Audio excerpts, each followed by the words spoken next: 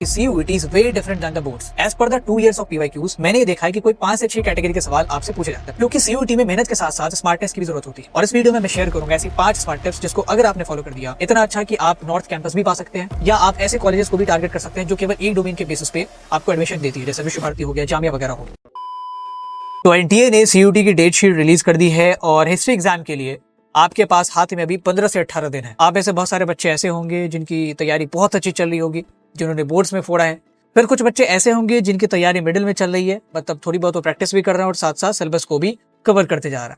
लेकिन एक major chunk of population उन स्टूडेंट्स की है जिन्होंने कुछ भी नहीं पढ़ा है and they are just depressed कि हमारा जो साल है वो खराब हो जाएगा और CUET में अच्छा परफॉर्मेंस हमने नहीं दिया, तो एक रिग्रेट जो है उनके दिमाग में अभी से घर करता है। तो मैं उन सभी स्टूडेंट्स को ये बताना चाहता हूँ कि CUET is way different than the boards.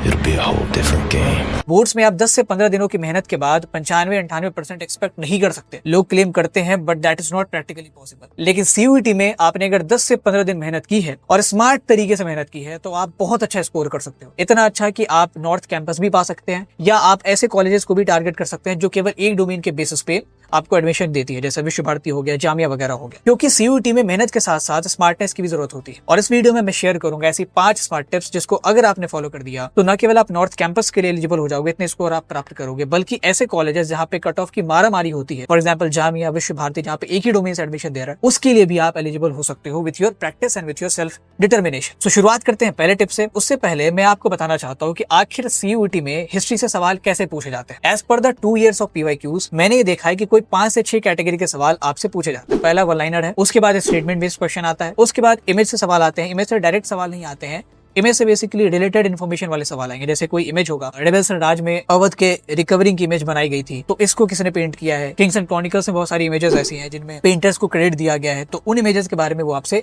Indirect way में पूछ सकते। चौथी कैटेगरी जो सवाल की है that is match based question. उसमें आपको 2 पेयर देंगे, आपको मिलाने को कहा जाएगा, और कई बार 2 ऑलरेडी मैच्ड पेयर होते हैं, आपको या तो गलती आइडेंटिफाई करनी होती है या उसमें से सही पेयर चुनना होता है। 5वीं जो कैटेगरी है that is of arrangement based question. इसमें आपको डेट वाइज चीजों को अरेंज करना होता है, या कई बार डायरेक्शन वाइज भी चीजों को अरेंज करना होता है। और 30 जो कैटेगरी है that is source based question. इससे 10 सवाल आते हैं, मतलब करीब 50 नंबर के सवाल सोर्स बेस्ड क्वेश्चन से। और इन 5 टिप्स में मैंने इन सारे कैटेगरी के सवालों को टैकल करने की स्ट्रेटजी बताई है। तो सबसे पहले शुरुआत करते हैं पहले टिप से, that is to get your concept clear. आपको अपना कॉन्सेप्ट क्लियर रखना पड़ेगा। बोर्ड में क्या था, पहले तो आपको कॉन्सेप्ट क्लियर रखना पड़ता था, इसके बाद आपको आंसर राइटिंग की भी प्रैक्टिस करनी पड़ती थी। यहाँ पे आपको आंसर राइटिंग वगैरह की प्रैक्टिस नहीं करनी है। अगर आपको कॉन्सेप्ट आता है तो आप जस्ट ऑप्शन सेलेक्ट कर पाओगे। अच्छा, अब कॉन्सेप्ट क्लियर कैसे करना है? You can not skip NCERT। आप NCERT स्किप करके CUET क्रैक कर ले, ये प्रैक्टिकली पॉसिबल ही नहीं है। आपको एक तरफ NCERT रखनी है और दूसरी तरफ आपको रखना है एक अच्छा सा वन शॉट, जिसकी भी वीडियो से आपको चीजें समझ में आती है। एंड मैं बहुत प्रसन्नता से कह सकता हूँ कि हिस्ट्री में हमने इस टाइप के कंटेंट बनाए हैं, या पोल साइंस में हमने इस टाइप के कंटेंट बनाए हैं, जिसमें आपको NCERT खोलने तक की भी जरूरत नहीं पड़ेगी अगर आपने हमारे वन शॉट देख लिए तो। एक तरफ हमारे वन शॉट रखो, एक तरफ NCERT रखो, और एक एक करके जितने भी चैप्टर्स उनको कवर करते जाओ। एक दिन में जितना भी दिन आपके पास समय बचा है, उसमें एक दिन में 2 चैप्टर भी अगर कवर करने पड़े तो करो। एक भी बॉक्स आपको नहीं छोड़ना है, चाहे वो पर्पल बॉक्स हो, चाहे वो ग्रीन बॉक्स हो, चाहे वो ब्लू बॉक्स हो, कुछ भी आपको नहीं छोड़ना है, क्योंकि सवाल कहीं से भी आ सकता है, ना कोई आपको टाइमलाइन छोड़नी है। एंड उसके बाद आपको नोट्स ले लेना है। जिस भी वन शॉट से पढ़ते हो आप नोट्स ले लो। अगर आप हमारे कोर्स में इन्वॉल्व है तब तो हम लोग नोट्स में सारी चीजें आपको प्रोवाइड करा देते हैं। लास्ट में बुक्स एंड ऑथर्स हो गया, डेट्स वगैरह हो गया, पर्सनैलिटीज हो गया, तो ये सारे फुट नोट्स में जब आप रिवाइज करते हो तो आपका पूरा चैप्टर का जिस्ट आपको पता चल जाता है। तो सबसे पहले you have to get your concept clear. One liners कहीं से भी पूछे जा सकते हैं, इसलिए आपका NCERT का अच्छे से समझाना बहुत जरूरी है। दूसरा जो टिप है that is the Brahmastra of CUET, कि आपको जो एलिमिनेशन टेक्निक है ना, उस पर काम करना पड़ेगा, उसका मास्टर बनना पड़ेगा। क्योंकि ये जो एलिमिनेशन की टेक्निक है, इसी से सारे टॉपर्स निकलते हैं। कोई टॉपर ऐसा क्लेम नहीं कर सकता है कि मैंने जो 40 के 40 क्वेश्चन सही किए हैं वो सारे मुझे आते हैं। ऐसे 1 या 2 टॉपर ही होंगे, मैक्सिमम ऐसे लोग होते हैं जिन्होंने 2, 5 सवाल, 6 सवाल ऐसे किए हैं जो एलिमिनेशन के जरिए हुए। ठीक है, और ये चीज CUET में और किसी भी प्रकार के कॉम्पिटिटिव एग्जाम में बहुत काम आती है। The objective, the elimination. तो आपको इस चीज को मास्टर करना पड़ेगा। इसके जरिए आप अरेंजमेंट बेस्ड क्वेश्चन कर सकते हो। ठीक है, कि अरेंजमेंट में हमें पता है कि ठीक है, एक डेट हमें पता है, दूसरा डेट पता है, बट उसके बाद चीजें नहीं पता है। तो हमने देखा कि इसके बाद ये किस सीक्वेंस में आया, किस ऑप्शन में आया। ऐसे ही स्टेटमेंट में हमें 2-3 स्टेटमेंट दे दिया गया, उसमें हमें एक स्टेटमेंट के बारे में श्योर है कि भाई ये तो गलत है, तो उन सारे ऑप्शंस को हम लोग छाड़ देंगे जिसमें इसको सही बताया जाएगा। तो एलिमिनेशन के जरिए आप अरेंजमेंट बेस्ड क्वेश्चन कर सकते हो, आप मैच बेस्ड क्वेश्चन कर सकते हो, आप स्टेटमेंट बेस्ड क्वेश्चन कर सकते हो। एटलीस्ट अगर आप सही नहीं करोगे तो आपको सही होने के चांसेस ज्यादा हो जाएंगे। जैसे आपके पास 4 ऑप्शन है, आपने 2 ऑप्शन हटा दिए, एलिमिनेट कर दिए, अब आप 2 ऑप्शन में कंफ्यूज हो, या तो ए आंसर होगा या डी आंसर होगा, तो अगर आपने डी किया है तो आपकी सही होने की प्रोबेबिलिटी 50% है। वही अगर आप रैंडम तरीके से क्वेश्चन अटेम्प्ट करते हैं तो आपके सही होने की प्रोबेबिलिटी 25% होती है, क्योंकि 4 ऑप्शंस हैं।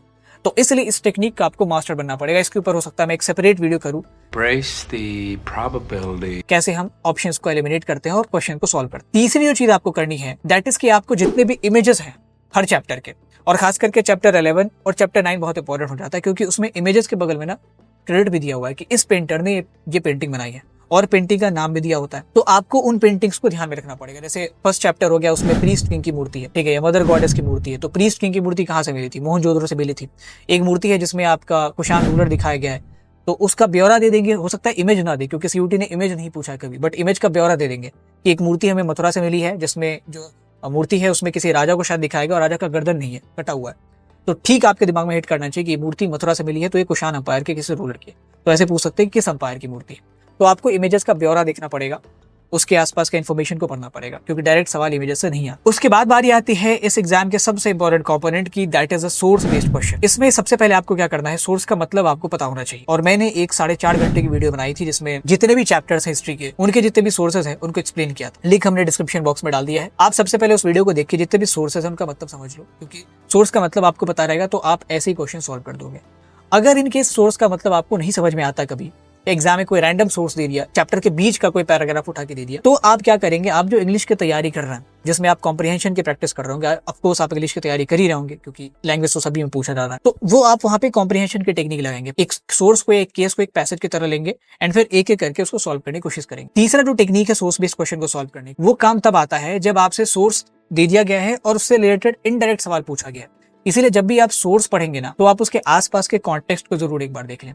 कि अगर द्रुपद वाला कॉन्टेक्स्ट है, द्रुपद वेद व्यास के पास जा रहे हैं और वो नाराज हैं द्रौपदी की शादी को लेके, तो उसमें पॉलीएंड्री से रिलेटेड सवाल पूछे जा सकते हैं, उसमें पॉलीगैमी से रिलेटेड सवाल पूछा सकते हैं, क्योंकि ये सब कॉन्टेक्स्ट हैं आसपास के।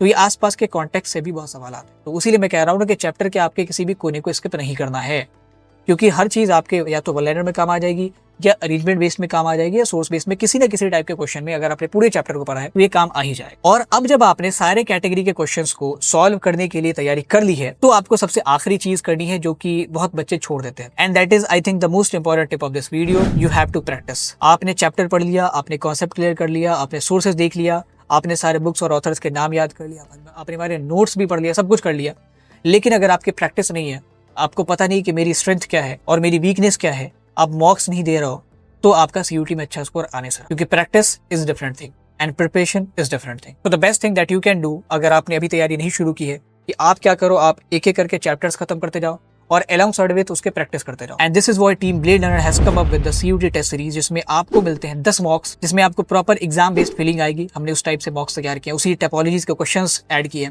और इसके साथ आपको मिलते हैं चैप्टर वाइज क्वेश्चन, जिसमें अगेन सारी टाइपोलॉजीज इंक्लूडेड है। एक चैप्टर से कितने अरेंजमेंट बेस्ड क्वेश्चन बन सकते हैं, कैरेक्टर वाले सवाल बन सकते हैं, वन लाइनर्स बन सकते हैं, सबको इंक्लूड किया है। और इससे फायदा ये होगा कि जैसे जैसे आप चैप्टर कंप्लीट करते हो, वैसे वैसे आप उन चैप्टर वाइज टेस्ट को भी देते जाओगे। इससे आपकी तैयारी से आपकी प्रैक्टिस जो है वो और मजबूत। And coming to this mock is bilingual. This mock comes up with the chapter wise test, proper analysis आपको मिलती है, एक्सप्लेनेशन मिलता है। और हमने इस मॉक को मेगा पैक में लॉन्च किया, जिसमें अगर आपके मल्टीपल डोमेन सब्जेक्ट्स हैं with the language and GT, तो आप इन सबको एक मिनिमल अफोर्डेबल प्राइस पे खरीद सकते हो। Check out the link in the description box. And इसके अलावा जितने भी इंपॉर्टेंट वीडियोस हैं, फिर चाहे वो अरेंजमेंट बेस्ड क्वेश्चन वाली हो, बुक्स एंड ऑथर्स वाली हो, कॉम्प्रिहेंशन वाली हो, सोर्स वाली हो, इन सब के लिंक हमने डिस्क्रिप्शन बॉक्स में शेयर कर दी है। Make sure you watch them and subscribe तो बिल्कुल ही कर लो, क्योंकि अभी और ऐसे बहुत सारे वीडियोस आने वाले हैं। मैं Sudhanshu signing off. Take a very good care of yourself and all the best for your preparation.